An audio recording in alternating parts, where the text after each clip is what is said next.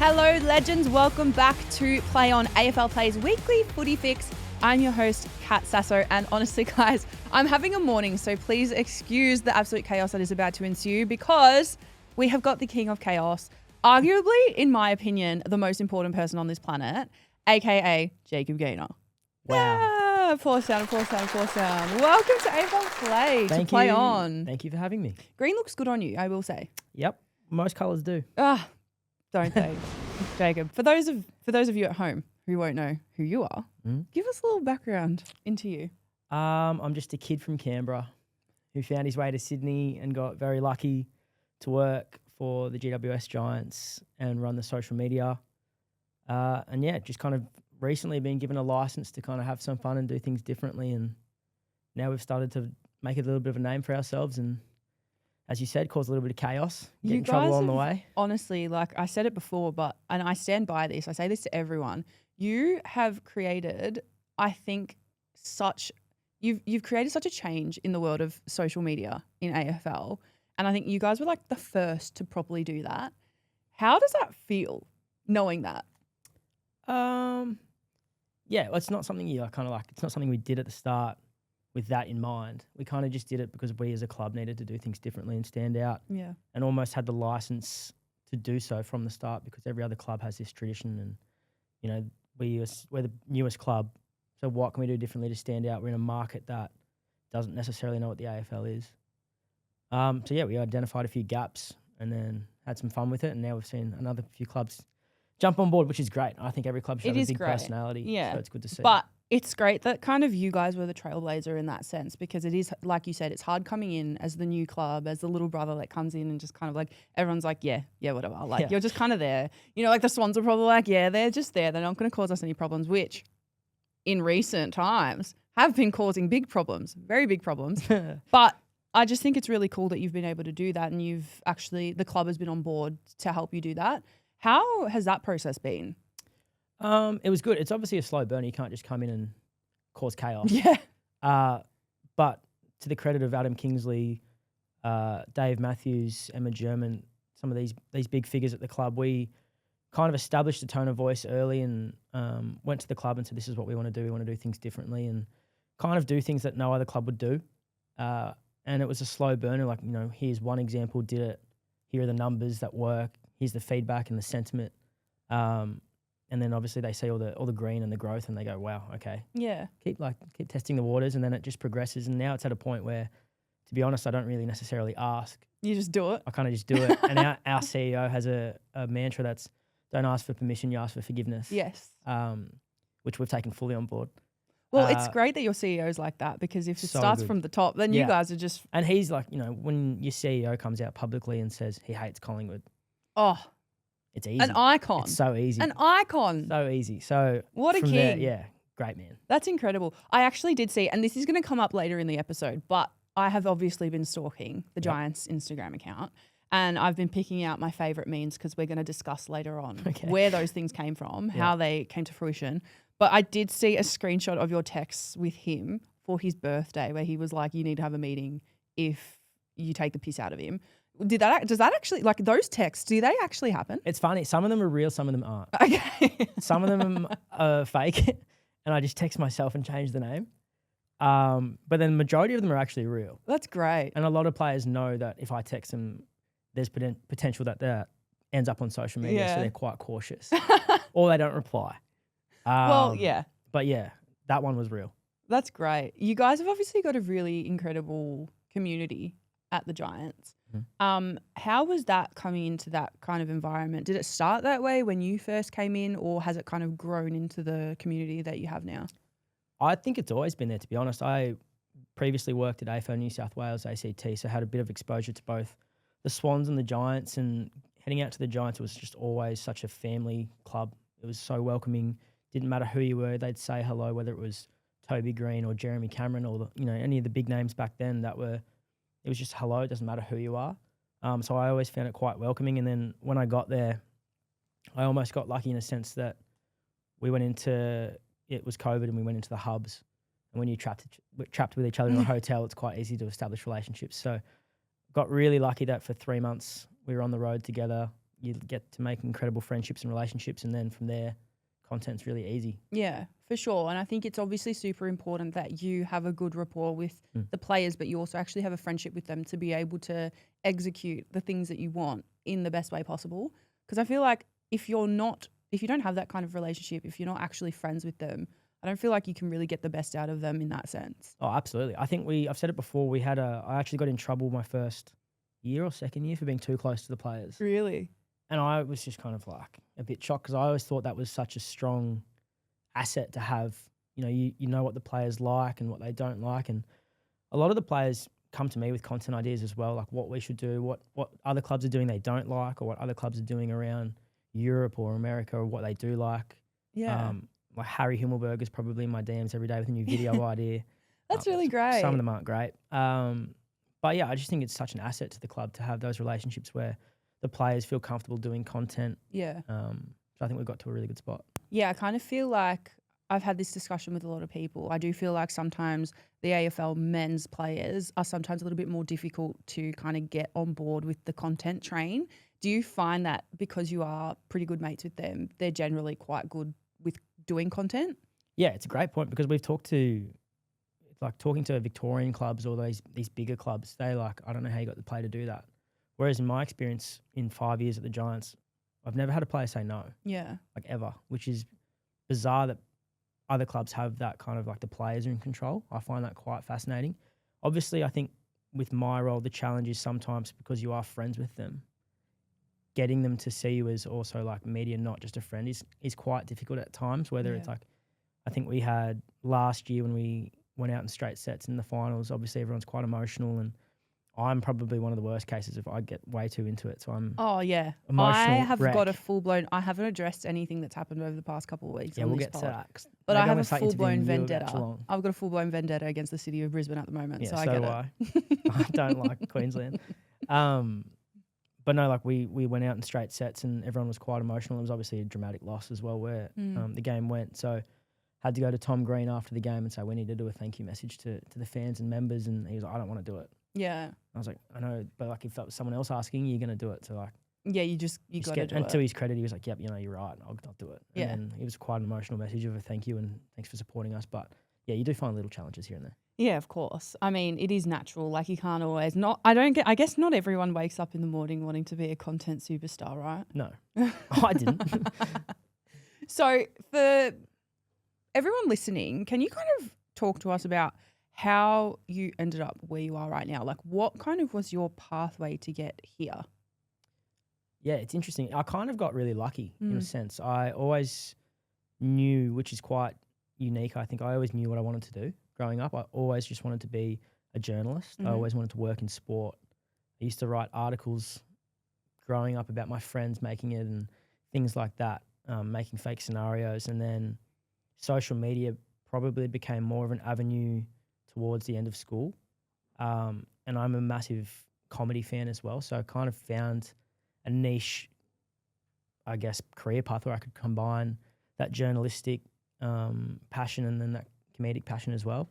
So then I think I was the second year group through the University of Canberra doing media and communications, sport media and communications. So it was a relatively new degree, and that was amazing too, having that kind of exposure to a lot of elite sporting opportunities in Canberra. We have the Raiders, the Brumbies, the Canberra Times. We got to go overseas into Europe on exchange for a few weeks, which was unbelievable. Got to go see Portsmouth, and I'm a massive soccer fan as well, so seeing that was incredible. Yeah. But during that time as well, I stopped playing footy, and a lot of my friends kept playing footy. My best mate, Tom, was playing at a relatively high level in Canberra in the NEFL competition, which now no longer exists, but it's essentially the VFL. And Canberra had a team, and I just went to them and said, can I start doing some social stuff with you? They had no real social presence, and they were fully on board, and then ended up doing 3 years there and progressed into a way that it almost became a professional role, I guess. I didn't get paid the first 2 years. Put in some hard yards, got a TV voucher. Passion project. Yeah. But I loved it because, you still, I think the best thing about sport is being around the group. Yeah. And making those relationships and connections. So I did that for 3 years, got to travel with the team as well, and kind of got that first exposure to high level football and that environment. And then I had no real ambition to leave at that time. I was still at uni. And in my last year in Canberra, the AFL tapped me on the shoulder and asked if I'd go to Sydney and work for them at AFL New South Wales ACT, and didn't really hesitate. Yeah. That's an amazing opportunity. You get to work with some incredible people. And I went to AFL New South Wales, was there for a few months, and COVID hit. So I got stood down. So I went back to Canberra for a little bit, which was stressful. But really enjoyed that opportunity. And then, from there, spent another year at AFL New South Wales, and then again got the tap on the shoulder, and the Giants were interested. And Alison and Lee said, would I come work for them? And went across. And then, from there, progressed pretty quickly and climbed the ranks a little bit and changed our tone of voice and had a ball. Yeah. I feel like it's really important for people to kind of hear those stories, because I know that obviously AFL and elite footy is like the pinnacle of the sport, but I don't think sometimes younger people know that there's other ways to be involved with sport, specifically with footy, in different ways. There's different avenues and different pathways that you can be involved with it, whether it is on a media side or whether it's on a, I don't know, like physio, osteo kind of healthcare kind of side. But I think it's really cool that, you're able to go from going to a club and just be like, hey, can I do this for you? And now you work for an AFL club. That's really cool. Yeah, I think there's so many opportunities in that sense. And I think I've spoken to a lot of university groups since, getting this job, that that's my number one piece of advice, is just put yourself out there and give it a go. And the experience that you get, even at the lower levels, is so important. Yeah. Like, I wouldn't know half the things I know now if it wasn't for the Canberra Demons. Totally. So no, internally grateful that they gave me an opportunity when it wasn't really a thing either. Yeah.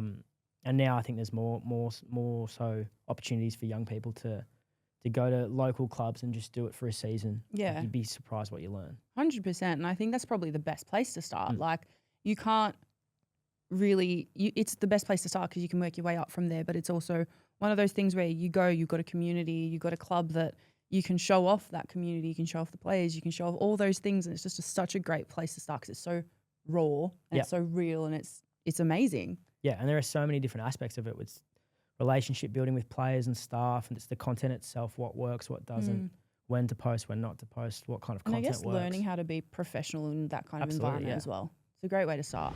Like I said earlier, I've been stalking. I have been stalking. So I have a challenge today. Oh, no. Well, I mean, it's not really a challenge per se, but it is technically a challenge. It's called Behind the Post. So I have done a bit of stalking. I'm going to pull my phone out now. I've done a bit of stalking of the Giants Instagram accounts, and I have picked out some of like the more recent posts because I do know that there have been plenty over the years in which you have been involved. That'll test the memory. I've picked out a couple in which I have just thought are the best thing ever, and I just need to understand the process of how these things happen. So, all right, now I'm going to start with this one.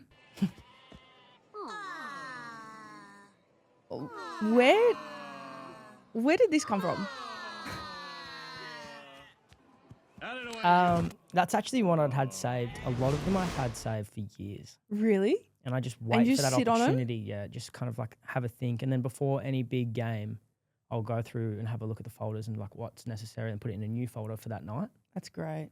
So you have a folder of things that you just sit on and wait for a while. How many of those do you think you'd have right now? Too many. Like, it's actually quite disturbing. If my computer got hacked, it'd be a real worry. No, well, it's strange. The way that my brain works is I actually have folders for like each club, what I think works. Great. And then through those clubs is like different scenarios. So like Collingwood and the Swans would have quite a few more because they're my favourite to interact with. Yes, of course. But then game scenarios, if it's wet and then something happens, I've got some content for that. Or if it's a draw, if we win by a lot, if we lose by a lot, if we lose by a little, if we win by a little. No, so it goes quite in You've covered depth. all bases. Yeah, so I Right. should go into every game and Well, have I will something. have you know that I also have a meme folder on my phone. It's probably not to the extent of yours. However, it is about 1,000 photos deep minimum. Yeah. At least. And it's so hard And to I go have back photos through for it. everything. Yeah. I haven't updated it in a while though, so I probably will have to because I feel like it's my pride. It was my pride and joy back in the day. It's important. Having a meme for everything. I still do though. Yeah. It's important. Right. Well, the next one is this one. So this is essentially that's that process. Yeah. And that kind of came to me when I was making it. I was like, well, this is kind of funny in itself Right. that I've done all the work, and that's real. I had 70 options for a win, and I only had 2 if we lost. That's great. And then we lost. And And you only had sometimes 2 you've got to options. read the room of like, for example, we lost to the Western Bulldogs earlier this year by like 90 points or something. So you read the room and you're like, well, I can't really say much. Yeah. So I didn't. Yeah. But that was similar. We lost to Hawthorn in the final. And as I said, I'm quite emotional, so I was really mad. Yeah. So I didn't say anything. And then obviously part of the parcel with social media is people have receipts. So there was a lot of comments and a lot of questions as to where the 2 memes were. And then I waited for Hawthorn to lose. Great. And then they went. Perfect. That's great. Now, this one. Knock, knock. Oh, come on. Knock, knock.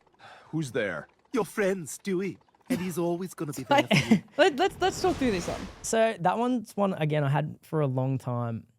And I think we have some good relationships with a lot of clubs where I think you need a balance of picking apart some clubs. So your Sydney Swans, Collingwood, clubs like that. And then you also need to have the other end where you have good relationships with other clubs. And not that I don't have with them, but with the media team, especially at the Gold Coast Suns or St Kilda, I think we've all adopted a pretty similar tone of voice.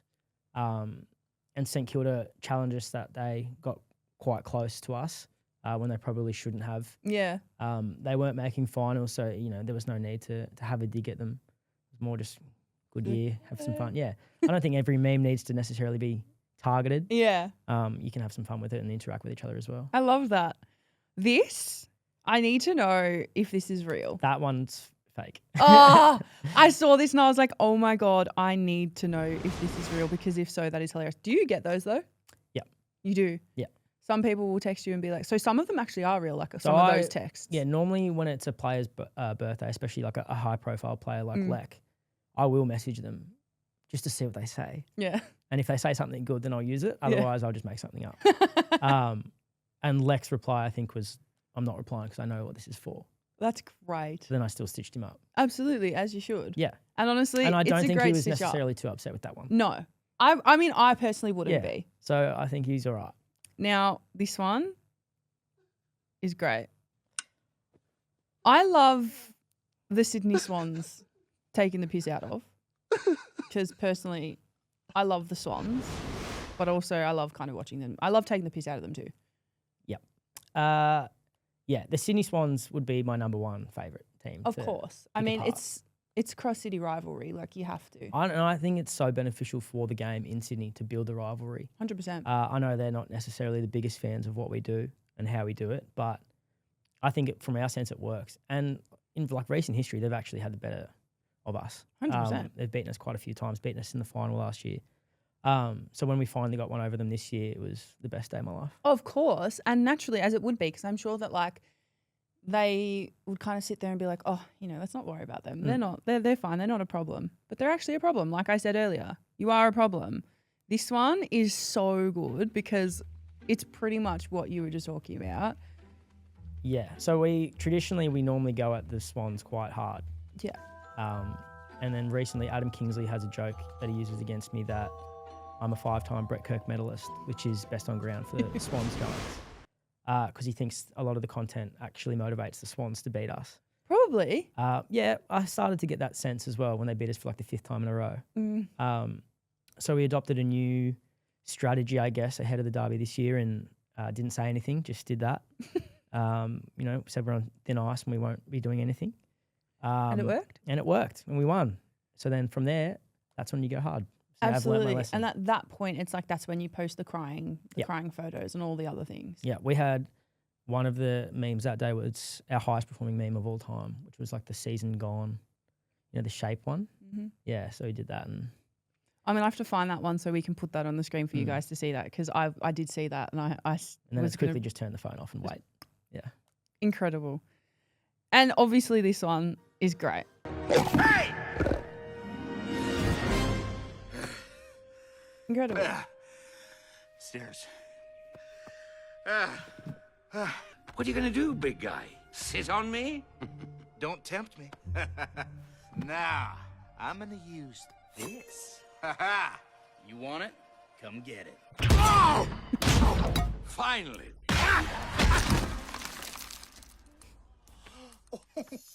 Yeah, I'm actually a big fan of Kung Fu Panda. Kung Fu Panda is one of my favorite I've used films. it so many times. Incredible. I think I did a meme after we beat North this year, and it wasn't Kung Fu Panda, and North replied and said, "Where's Kung Fu Panda?"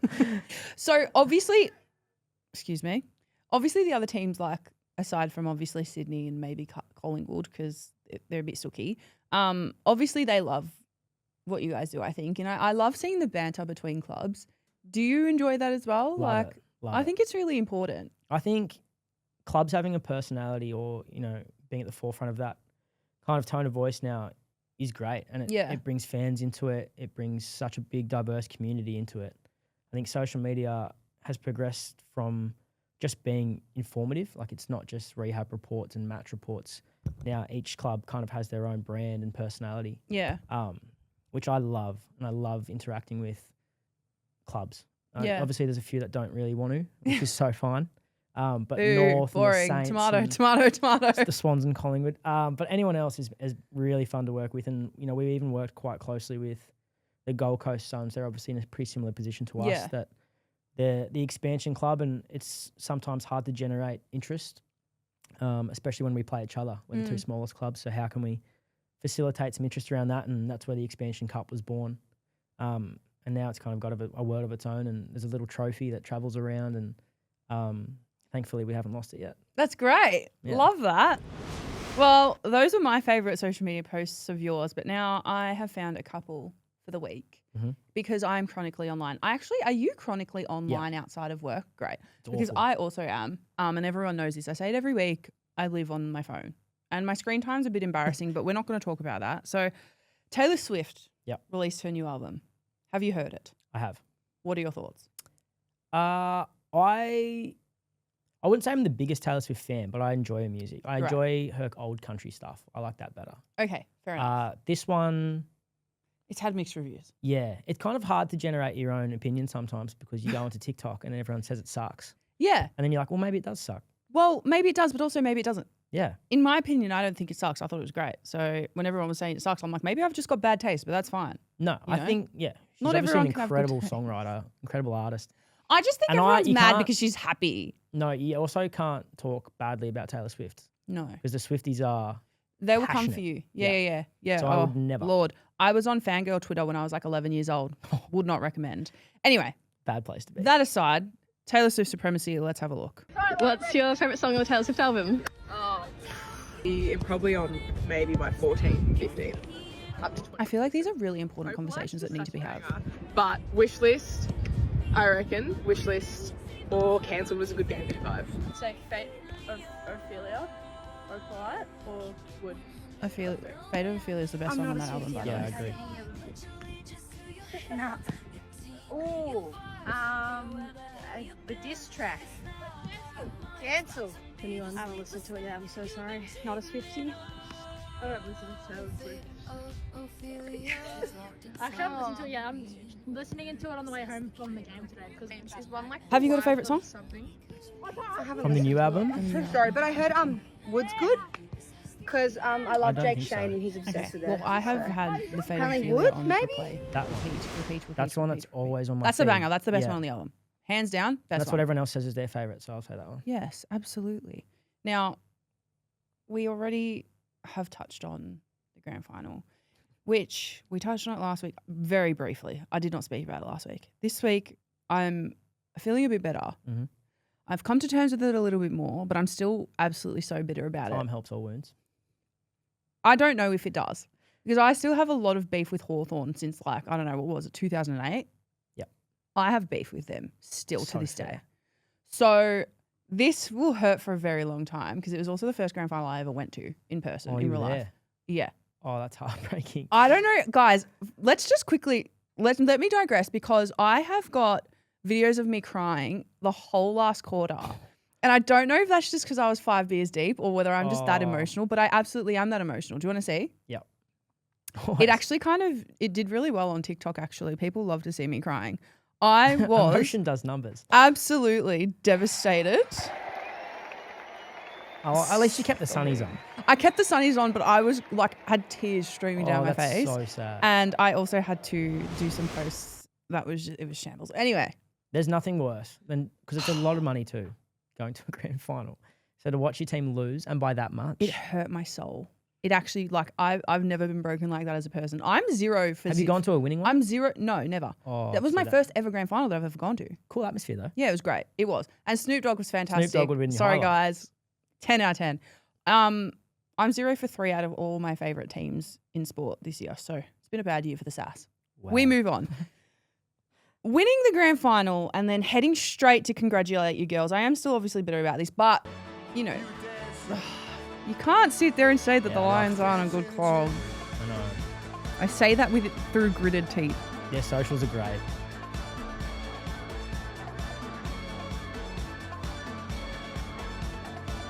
But how nice is that, you know?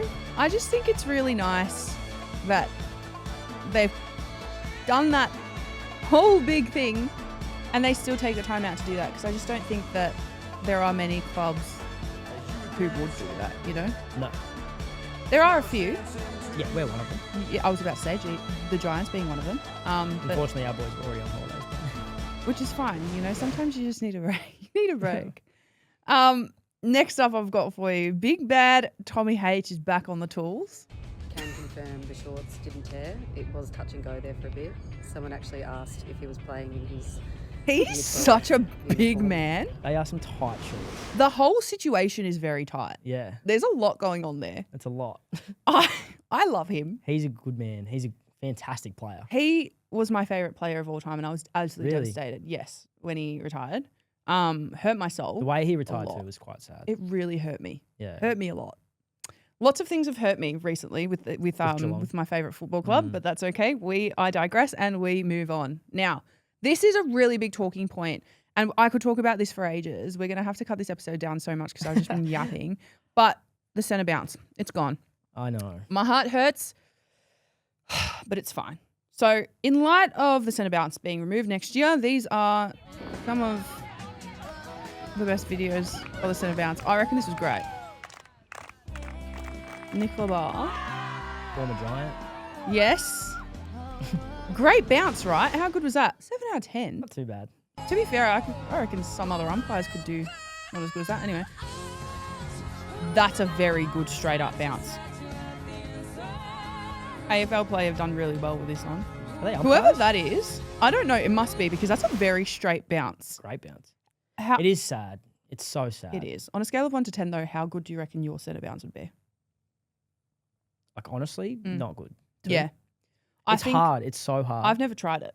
Don't. I'm going to try. It's like Not in here, the though, ball because I come will back break and something. hit you too. Like, Oh, you got to get it's out of the it's way, a genuine people. art form, and it's actually really sad. It's gone. Yeah. Sad. Well, my last video for you. Did you know that Brendan Favola still plays footy? Yes. I didn't know that Locally, until though, he this goes week. around Yeah, to clubs, doesn't he?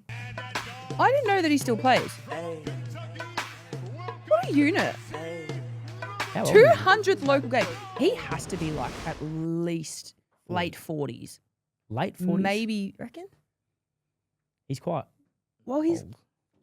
I don't know. I don't know if Is he that is. rude? Do Yeah, I I have to think- Google no. how old Brendan Favola is now? I'm gonna guess. I'm going to do that really quickly before we finish up, because I'm that's gonna say he's my 39. last. I don't reckon he's 40 I feel like yet. he's in his 40s. He has to be in his 40s. I don't know when he retired. He's 44. Okay, not Oh, late that's 40s, but mid 40s. Oh, Sorry, he's doing Fev. great then. Oh my God, Fev's going to hate me now if he ever sees this. I hope that you never do. Anyway, it has been such a pleasure to chat with you today, Jacob. No, thank you for having me. I'm really excited to see what mischief you get up to in obviously the AFLW, but also next season. Have you got any words of wisdom for our guests before you leave us today? No. That's great. Well, that's where we're going to wrap it today, guys. Thank you so much for keeping up with us here on Play On. And to keep up with all of your AFL footy news, make sure you check out our socials at AFLPLAY. See you next week.